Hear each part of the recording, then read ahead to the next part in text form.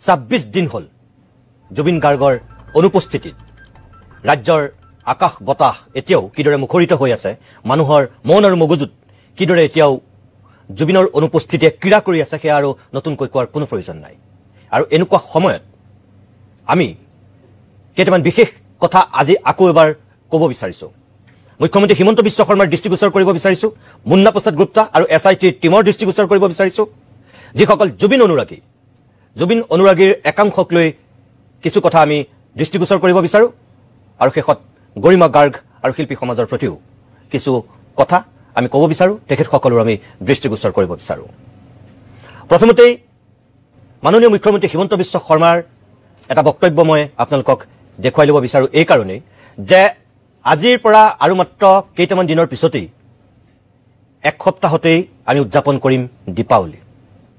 মুখ্যমন্ত্ৰীয়ে সামাজিক মাধ্যম যোগেদি এই দীপাৱলী অনুষ্ঠিত কৰাক লৈ অসমৰ জনসাধাৰণৰ প্ৰতি বিশেষ আহ্বান জনাইছিল। তেখেতে দীপাৱলী অনুষ্ঠিত কৰাৰ কথা ক'বলৈ গৈ তেখেতে নতুন বছৰৰ কথা কৈছিল 31st, তেখেতে ঈদৰ কথা কৈছে, তেখেতে খ্ৰীষ্টমাছৰ কথা কৈছে, এনেকৈয়ে তেখেতে এটা বিশেষ বক্তব্য ৰাখিছিল।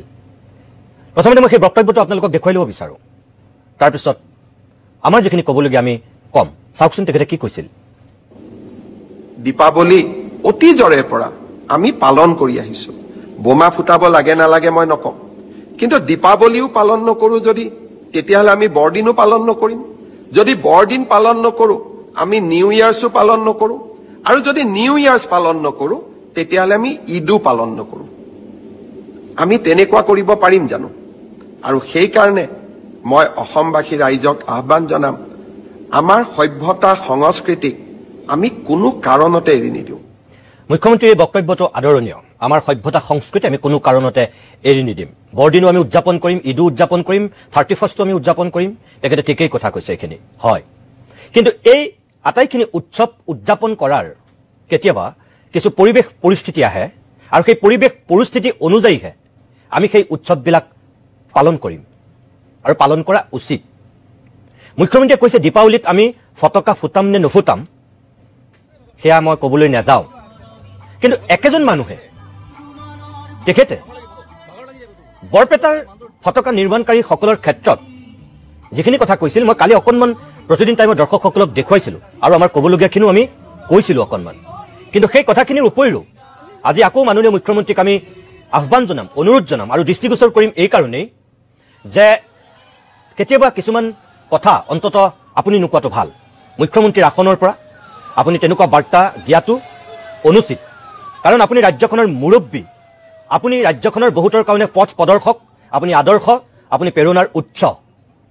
গতিকে আপোনাৰ কিছু বক্তব্যই ৰাজ্যখনত যাতে উঠি অহা নতুন প্ৰজন্মটোক বিপথে নিনিয়ে, ভুল পথলৈ নিনিয়ে, বা সামাজিক পৰিৱেশটো যাতে বেয়া নকৰে, সেই কথাখিনিও আপুনি কিন্তু মনত ৰাখিব লাগিব।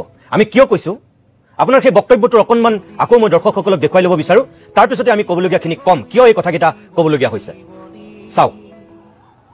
শ্ৰদ্ধাৰ ৰাইজ, আজি মই মোৰ ফেচবুক লাইভত এটা মই বিশেষ কথা ক'ব খুজিছোঁ। কাৰোবাৰ লগত হয়তো মোৰ বক্তব্য নিমিলিবও পাৰে, কিন্তু ৰাজনীতিত থকা দিনাখনৰ পৰাই মই মোৰ মনৰ কথা স্পষ্টভাৱে ৰাইজক কোৱা বা ৰাইজক মই যি ভাবোঁ তাক স্পষ্টভাৱে প্ৰকাশ কৰাৰ এটা মই সংকল্প লৈছিলোঁ, আৰু প্ৰতিকূল পৰিৱেশৰ মাজতো মই স্পষ্টভাৱে কথা কোৱাৰ সদায় চেষ্টা কৰি আহিছোঁ। শ্ৰদ্ধাৰ ৰাইজ, বৰপেটাৰ আতচবাজী উদ্যোগ অসমৰ থলুৱা উদ্যোগ। দীপাৱলীৰ দিনটোলৈকে বৰপেটাৰ আতচবাজীৰ কাৰিকৰসকলে অপেক্ষা কৰে। দীপাৱলী আহিব, মানুহে আমাৰ আতচবাজী কিনিব, আতচবাজী আমি বিক্ৰী কৰিম, আৰু সেয়েৰে আমি পৰিয়ালটো চলাম বছৰটো। বহুত সপোন লৈ তেওঁলোকে আতচবাজী নিৰ্মাণ কৰে, বহুত সপোন লৈ তেওঁলোকে এই থলুৱা শিল্পটোক বচাই ৰাখিছে। এইকেইদিন কোনোবাই কৈ আছে দীপাৱলীত বোমা ফুটাব নালাগে। বৰপেটাৰ আতচবাজী শিল্পীসকলে কেনেকৈ ঘৰখন গোটেই বছৰটো চলাব? তেওঁলোকৰ কাৰণে চিন্তা কৰাৰ দায়িত্ব আমাৰ নাই জানো? অসমত ফাটোৱা জাৰি কৰাৰ যিটো এক প্ৰৱণতা এছাম সংগঠনে গঢ়ি তুলিছে তেনেকে ৰাজ্যখন চলিব নোৱাৰে মই আকৌ এবাৰ মনত কৰিম জুবিন গাৰ্গৰ গোটেই জীৱনটোই আছিলে দুখীয়া জনৰ কাৰণে মই ভাবো জুবিন জীয়াই থাকিলে প্ৰথমতে জুবিনে সংগঠনসকলক ক'লেহেঁতেন যে বৰপেটাৰ আতচবাজি শিল্পটোক আমি মৰিবলৈ নিদিওঁ মই অসমৰ ৰাইজক আহ্বান জনাম বৰপেটাৰ আতচবাজি শিল্পটোক জীয়াই ৰাখিবৰ কাৰণে দীপাৱলীত আমি থলুৱা শিল্পৰ বা থলুৱা আতচবাজি কাৰিকৰৰ পৰা কিনা বোমা আমি নিশ্চিতভাৱে ব্যৱহাৰ কৰিম আনন্দত নহয় শিল্পটোক জীয়াই ৰাখাৰ কাৰণে আৰু জুবিনৰ আদৰ্শক জীয়াই ৰখাৰ বাবে এই যে মুখ্যমন্ত্ৰী হিমন্ত বিশ্ব শৰ্মাই এই কথাকেইটা ক'লে জুবিনৰ আদৰ্শক জীয়াই ৰখাৰ স্বাৰ্থত কথাকেইটা কৈছে মাননীয় মুখ্যমন্ত্ৰী আপোনাৰ প্ৰতি আমাৰ এইটোৱে আহ্বান যে আপুনি স্ববিৰোধী স্থিতি লৈছে আৰু আপুনি বৈপৰীত্য কথা কৈছে প্ৰথমতে আপুনি কৈছে যে ফটকা আমি ফুটাম নে নুফুটাম সেই সন্দৰ্ভত মই ক'বলৈ নাযাওঁ আমি প্ৰথমটো বক্তব্যত দেখুৱাইছিলোঁ আৰু তাৰপিছত এতিয়া যিখিনি বক্তব্য আমি দেখুৱাইছোঁ ইয়াত আপুনি আকৌ এই কথাখিনিও কৈছে যে অৰ্থাৎ আপুনি ফটকা কিনাৰ পক্ষত আপুনি এটা স্থিতি লৈছে বোমা ফুটোৱাৰ পক্ষত আপুনি এটা স্থিতি লৈছে আৰু আপুনি এইটো কথা কৈছে যে যিসকলে ফটোৱা জাৰি কৰিছে বিশেষকৈ ফটকা বন্ধ কৰি পেলাই বা বোমা ফুটোৱাৰ বিৰুদ্ধে যিসকলে মাত মাতিছে সেইসকলৰ বিৰুদ্ধে আপুনি এক প্ৰকাৰ স্থিতি লৈছে আৰু আপুনি কৈছে যে জুবিন গাৰ্গে অন্ততঃ সেই থলুৱা উদ্যোগটো জীয়াই ৰখাৰ পক্ষতহে স্থিতি ল'লেহেঁতেন যদি আজি জুবিন গাৰ্গ জীয়াই থাকিলেহেঁতেন থলুৱা ব্যৱসায়ীসকলৰ কথা ভাবিলেহেঁতেন আপুনি ঠিকেই কৈছে একো ভুল কথা কোৱা নাই কিন্তু একেটা সময়তে আপুনি এই কথাটো ক'ব লাগিছিল যে অন্ততঃ আমি এটা বছৰ ফটকা আৰু বোমা নুফুটাওঁ এই কাৰণেই যে আমাৰ মাজৰ পৰা জুবিন গুচি গৈছে আপুনি বোমা ফুটোৱাৰ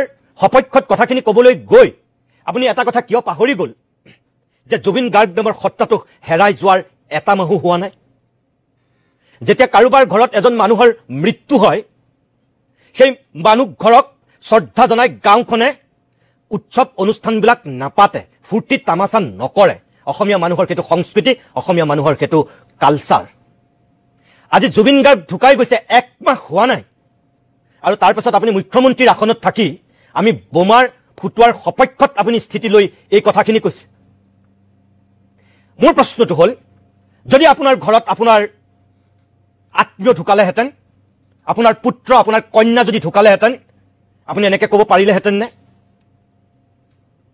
যদি আপোনাৰ পত্নী ঢুকালেহেঁতেন আপুনি ক'ব পাৰিলেহেঁতেন নে মুখ্যমন্ত্ৰীৰ আসনৰ পৰা আপোনাৰ ওচৰে পাজৰে ফটকা ফুটাওক বুলি নোৱাৰিলেহেঁতেন নকয় বিবেকে নকয় সেইটো আপোনাৰ ঘৰৰ পৰিৱেশ কালচাৰ সংস্কৃতি সেইটো মানৱতা নৈতিকতা মূল্যবোধ সেয়া নকয় কিন্তু দুৰ্ভাগ্যৰ কথা হ'ল জুবিন গাৰ্গ হয়তো আপোনাৰ ঘৰৰ মানুহ নহয় কিন্তু আজি জুবিন গাৰ্গ এনেকুৱা এটা সত্তা হিচাপে আমাৰ মাজৰ পৰা গুচি গৈছে যে প্ৰত্যেক ঘৰ মানুহৰ সন্তান ঢুকুৱাৰ নিচিনা দুখত আছে কাৰোবাৰ কাৰণে জুবিন ভাগিনীয়েক ভতিজাক পুত্ৰ কাৰোবাৰ কাৰণে শিক্ষক কাৰোবাৰ কাৰণে বন্ধু কাৰোবাৰ কাৰণে সকলো গতিকে প্ৰত্যেক ঘৰ মানুহে নিজৰ আত্মীয়ক হেৰুৱাৰ যিটো বেদনা সেই বেদনাটোত আছে আৰু এইখিনি সময়ত আপুনি কেইজনমান থলুৱা উদ্যোগীৰ সপোনটোৰ কথা ক'বলৈ গৈ বোমা ফুটোৱাৰ কথা যেনেকৈ কৈছে আপুনি বেয়া নাপাব যে আপুনি সঁচাকৈ থলুৱা সেই বৰপেটাৰ উদ্যোগীসকলৰ কাৰণে কৈছে নে আপুনি ফাঁচী বজাৰৰ সেই বেপাৰী আৰু বনিয়াসকলৰ স্বাৰ্থত খুব কৌশলেৰে এই কথাটো আপুনি উত্থাপন কৰিছে শ শ কোটি টকাৰ বেপাৰ কৰা এই বনিয়াকেইটাৰ এই যিকেইটা মাৰোৱাৰী বেপাৰী আছে কোটি কোটি টকাৰ বেপাৰ কৰে ফাঁচী বজাৰত এই বোমা ফটকাক লৈ সেইকেইটাৰ স্বাৰ্থত আপুনি খুব কৌশলেৰে এই বৰপেটাৰ থলুৱা ব্যৱসায়ীসকলৰ কান্ধত বন্দুকটো থৈ আপুনি ফুটাইছে গুলী আমাৰ সন্দেহ হৈছে আপুনি এই ফাঁচী বজাৰৰ বনিয়াকেইটাৰ স্বাৰ্থত আপুনি কৌশলেৰে এই বৰপেটাৰ থলুৱা ব্যৱসায়ীসকলৰ কান্ধত বন্দুকটো থৈছে হ'ব নোৱাৰে এইবাৰ পৰিৱেশ বেলেগ আপোনাৰ প্ৰতি আমাৰ অনুৰোধ আপুনি বোমা ফুটোৱা ফটকা ফুটোৱাৰ পক্ষত অৱস্থান লৈ এই কথা নক'ব বৰপেটাৰ ব্যৱসায়ী কেইজনক আপুনি অনুদান দিয়ক কালিৰ দিনটোতো আমি কৈছিলোঁ আপুনি অনুদান দিয়ক আপুনি পূজাত দিছে আপুনি এতিয়া ৰাস আহি আছে ৰাসত দিব আপুনি ৰঙালী বিহুত দিয়ে গতিকে এইবাৰ তেনেই মুষ্টিমীয় কেইজনমান বৰপেটাৰ ব্যৱসায়ী আছে সেইকেইজনক আপুনি দিবলৈ আপোনাৰ টকাৰ অভাৱ নহয় এক মাহৰ যদি সঁচাকৈ অৰুণোদয় নিদিয়াকৈ মহিলাসকলৰ পইচাখিনি নিও যদি দিয়ে অসমৰ চাগে কোনো মহিলাই আপোনাক বেয়া নাপায় নালাগে দিব সেইটো, কিন্তু আপোনাৰ বহুত টকা আছে চৰকাৰখনৰ। কোনোবা ৰাজ্য এখনত বিপদ হলে আপুনি ইয়াৰ পৰা মন্ত্ৰী পঠিয়াই যেনেকৈ সাহায্য দিছে, কোটি কোটি টকা দিছে, আমাৰ এই থলুৱা ব্যৱসায়ী কেইজনক আপুনি কি সেইখিনি দিব নোৱাৰে? কিয় নোৱাৰিব? আপুনি দিয়ক, কাৰণ এইবাৰ আমি বোমা নুফুটাওঁ। জুবিন গাৰ্গৰ পক্ষত স্থিতি লৈ আপুনি থলুৱা উদ্যোগটোৰ কথা কৈছে, কিন্তু একেটা সময়তে আপুনি কিয় নকলে যে জুবিনে সদায় প্ৰকৃতিৰ সংৰক্ষণৰ কথা কৈছে, জুবিনে সদায় জীৱ জন্তুৰ সুস্থতাৰ কথা কৈছে, জুবিনে সদায় শিশু আৰু মানুহৰ ভৱিষ্যতৰ কথা কৈছে। চৰাই চিৰিকটিৰ পৰা কুকুৰ মেকুৰীৰ পৰা হাঁহ পাৰ কুকুৰালৈকে জুবিন গাৰ্গে যে সকলো এই জীৱ জন্তুক কেনেকুৱা মৰম কৰিছিল, আপুনি সেই কথাটো কিয় পাহৰি গ'ল? নতুন প্ৰজন্মটোক কিয় আপুনি নকলে যে প্ৰাকৃতিক পৰিৱেশ বিনষ্ট হয় এই বোমা ফুটোৱাৰ কাৰণে, এই ফটকা ফুটোৱাৰ কাৰণে? দীপাৱলীৰ কথা আপুনি কৈছে, আমাৰ কাৰণে দীপাৱলী শব্দৰ উৎসৱ নে পোহৰৰ উৎসৱ? আমি শব্দ প্ৰদূষণ কৰা উচিত নে আমি মাটি চাকিৰে গোটেই অসমখন পোহৰ কৰা উচিত? আপোনাৰ যেনেকৈ সেই ফটকা ব্যৱসায় কৰা থলুৱা উদ্যোগী কেইজনলৈ মনত পৰিল, কিয় চাকি মাটি তৈয়াৰ কৰা সেই ক্ষুদ্ৰ ব্যৱসায়ী কেইজনলৈ আপোনাৰ কিয় মনত নপৰিল? আপুনি ক'ব লাগিছিল যে চাকি বন্তি জ্বলাই এইবাৰ আমি গোটেই অসমখন জুবিনৰ নামত পোহৰ কৰি দিওঁ আহক, ক'তো আমি শব্দ প্ৰদূষণ নকৰোঁ, ক'তো চৰাই চিৰিকটিয়ে কষ্ট নাপায়, ক'তো শিশুবিলাকে ভয়ত, কুকুৰবিলাকে মেকুৰীবিলাকে ভয়ত পেপুৱা লাগি ক'ৰবাত চুকত নোসোমাওঁ, জীৱ জন্তুৰ অনিষ্ট হোৱা কাম আমি নকৰোঁ। জুবিনেতো গছ কটাৰ বিৰুদ্ধে আন্দোলন কৰে, প্ৰাকৃতিক ভাৰসাম্য ৰক্ষাৰ কথা কয়। এইটোতো প্ৰকৃতিৰ বিপৰীত কথা, বোমা ফুটোৱা কথাটো, ফটকা ফুটোৱা কথাটো মানুহৰ স্বাস্থ্যৰ কাৰণে ক্ষতিকাৰক। আপুনি মুখ্যমন্ত্ৰী হিচাপে কোনটো স্থিতি ল'ব লাগিছিল? শব্দ প্ৰদূষণৰ বিৰোধিতা কৰিব লাগিছিল, পোহৰৰ উৎসৱৰ পোষকতা কৰিব লাগিছিল, কোনটো কৰিব লাগিছিল? মাননীয় মুখ্যমন্ত্ৰী মহোদয়, আকৌ কৈছো যে আপোনাৰ এই স্থিতিটোক আমি সমৰ্থন কৰিম।